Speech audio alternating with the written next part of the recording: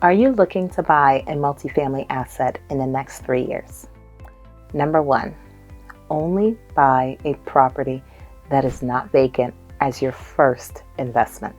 Why do I recommend buying a property that's not vacant? Because you're going to need some cash flow when you first get started.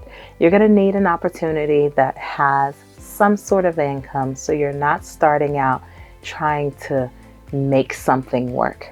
Number two, do your due diligence. When you're buying that asset, that asset that has tenants in it already, you want to understand what the experience is of those tenants within the property.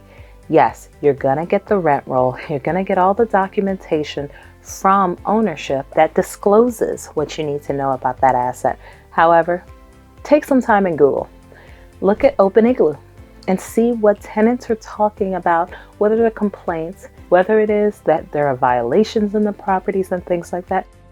You want to be aware of the challenges of the asset that may have not been completely documented.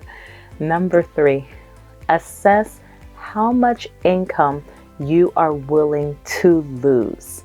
Not willing to invest, willing to lose. Every investment is going to have your on-paper requirements, obviously.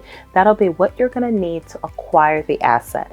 But there are going to be other costs that are really just not going to already be in front of you. How much are you going to have to pay to potentially evict a tenant once you get into an asset and they stop paying? How much are you going to have to pay to rehab the hallways, the elevators, the roof, the boiler? All these different things are going to play into your experience as an owner.